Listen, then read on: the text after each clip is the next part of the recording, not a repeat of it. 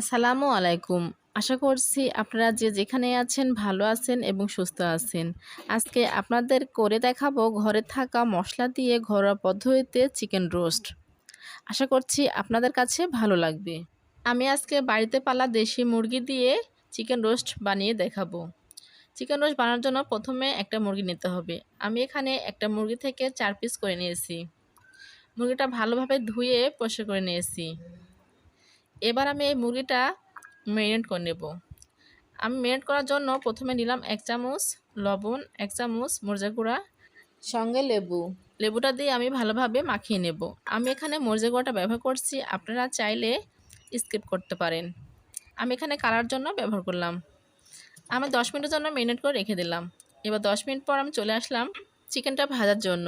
প্রথমে আমি চুলাতে একটা প্যান বসিয়ে দিলাম। প্যানের মধ্যে দিয়ে দিলাম পরিমাণ মতো তেল। তেলটা গরম হয়ে আসলে তার মধ্যে দিয়ে দিলাম চিকেন। আমি এখানে একটা একটা করে চিকেনগুলো দিয়ে দেব। চুলার জাল মিডিয়াম রেখে আমি চিকেনগুলো ভেজে নেব। আমি এখানে সময় নিয়ে ভাজবো যেন চিকেনটা ভাজা ভালো হয়। এক পাশটা ভাজা হয়ে গেলে আমি উল্টিয়ে দেব। উল্টিয়ে দুপাশে আমি ভালোভাবে ভেজে নেব। ঠিক ভালোভাবে ভাজা হয়ে গেলে আমি চিকেনগুলো উঠিয়ে নেব। চিকেনগুলো ভাজা শেষ। আমি চিকেনগুলো একটু লাল লাল করে ভেজে নিলাম। এবার সবগুলো চিকেন উঠিয়ে নিলাম। এবার যে অবশিষ্ট তেল রয়ে গেছে সে তেলের মধ্যে আমি পেঁয়াজ বেরেস্তা করে নেব। বেরেস্তা করার জন্য এখানে আমি হাফ বাটি মতো পেঁয়াজ ব্যবহার করলাম। আমি সবগুলো পেঁয়াজ দিয়ে আবারও নাড়াচাড়া করে বেরেস্তা বানিয়ে নেব।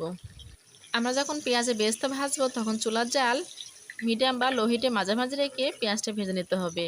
কারণ চুলার জাল হাই হিটে থাকলে পেঁয়াজ বেরেস্তা ভালো হবে না, পুড়ে যাবে। আর চুলার জাল মিডিয়াম বা লো হিটে থাকলে পেঁয়াজ বেরেস্তাটা ভাজা ভালো হবে। আমরা যখন বেরেস্তা ভাজবো তখন অবশ্যই মনে রাখতে হবে তেলের পরিমাণটা বেশি দিতে হবে, কারণ অল্প তেলে পেঁয়াজ বেরেস্তা ভাজা ভালো হবে না। আমি বেরেস্তাটা ব্রাউন কালার করে ভেজে নিলাম। এবার সবগুলো বেরেস্তা আমি উঠিয়ে নিলাম। একই তেলে আবারও পেঁয়াজ কুচি করে দিয়ে দিলাম। পেঁয়াজটা নাড়াচাড়া করে একটু ভেজে নেব। ঠিক এভাবে নাড়াচাড়া করে পেঁয়াজটা ভেজে নিলাম। এই পর্যায়ে দিয়ে দিলাম তেজপাতা। এখানে আমি 3 টুকরা তেজপাতা দিয়ে দিলাম। এর সঙ্গে দিয়ে দিলাম 3টা এলাচ, 3টা দারচিনি, 7-8টা গোলমরিচ দিয়ে আবারও পেঁয়াজটা নাড়াচাড়া করে ভেজে নিলাম। আমি এখানে পেঁয়াজটা ব্রাউন কালার করে ভাজবো না, হালকা কালার হয়ে আসলে এর মধ্যে মশলা দিয়ে দেব। এই পর্যায়ে দিয়ে দিলাম 1 চামচ আদা পেস্ট, 1 চামচ জিরা পেস্ট, তার সঙ্গে দিয়ে দিলাম পেঁয়াজ আর রসুনের পেস্ট। আমি পেঁয়াজ আর রসুনের একসঙ্গে পেস্ট করে রাখলাম, সেই পেস্টটা এবার দিয়ে দিলাম। দিয়ে আবারও একটু নাড়াচাড়া করে পেঁয়াজের সঙ্গে মশলাটা কষিয়ে নেব। ঠিক এভাবে আমি 10 সেকেন্ডের মতো মশলাটা কষিয়ে নিলাম। এই পর্যায়ে দিয়ে দিলাম 1 চামচ ধনিয়া গুঁড়া, 1 চামচ লাল মরিচের গুঁড়া।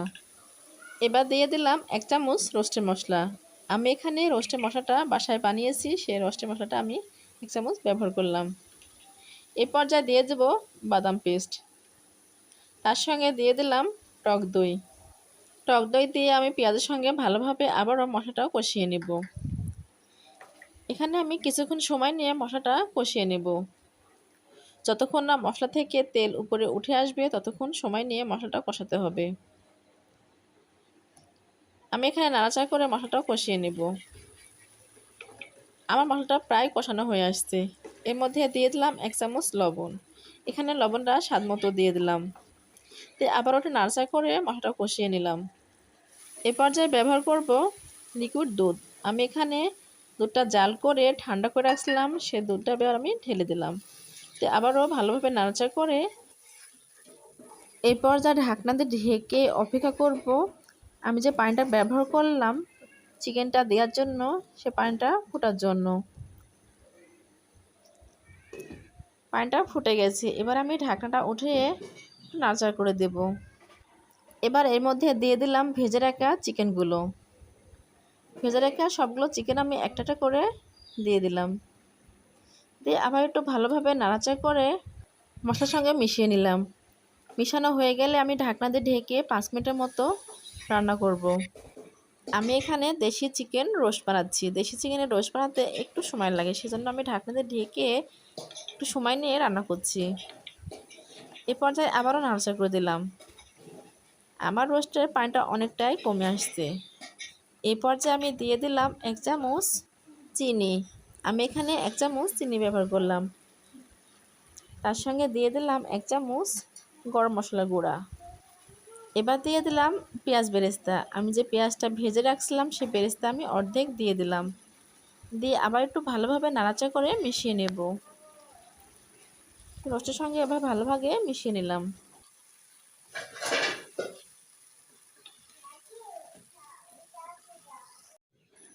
মেশানো শেষ। এবার আমি আবারও ঢাকনা দিয়ে ঢেকে 2 মিনিটের মতো রান্না করব। 2 মিনিট পর ঢাকনা উঠে আমি এখানে দিয়ে দেব আস্ত কাঁচামরিচ। এখানে আমি 3-4টা আস্ত কাঁচামরিচ দিয়ে দিলাম। আবারও ঢাকনা দিয়ে ঢেকে আমি 1 মিনিটের মতো রান্না করব। আমি ঠিক এভাবে রোস্টটা রান্না করলাম। আপনারাও বাসায় এভাবে রোস্ট রান্না করে খেয়ে দেখবেন, আপনাদেরও খেতে ভালো লাগবে। আমি অল্প উপকরণ দিয়ে ঘরোয়া পদ্ধতিতে রোস্ট রান্না করলাম। আমার আজকে চিকেন রোস্টের রেসিপিটা কেমন হয়েছে আমাকে কমেন্ট বক্সে কমেন্ট করে জানাতে ভুলবেন না। যারা আমার চ্যানেলে এখনও সাবস্ক্রাইব করেননি প্লিজ সাবস্ক্রাইব করে সাবস্ক্রাইবের পাশে থাকা বেল আইকনটি ক্লিক করবেন। তাহলে আমার নিত্য নতুন রেসিপিগুলো সবার আগে পেয়ে যাবেন। যারা ফেসবুকে দেখবেন তারা ফেসবুকে ফলো দিয়ে আমার রেসিপিগুলো দেখে নেবেন। দেশ বা প্রবাসী যে যেখানে থাকেন না কেন সবাই ভালো থাকবেন, সুস্থ থাকবেন। সবার সুস্বাস্থ্য কামনা করে আজকের মতো বিদায় নিচ্ছি। আবারও হাজির হয়ে যাব নেক্সট টাইমে নতুন কোনো রেসিপি নিয়ে। আল্লাহ হাফেজ।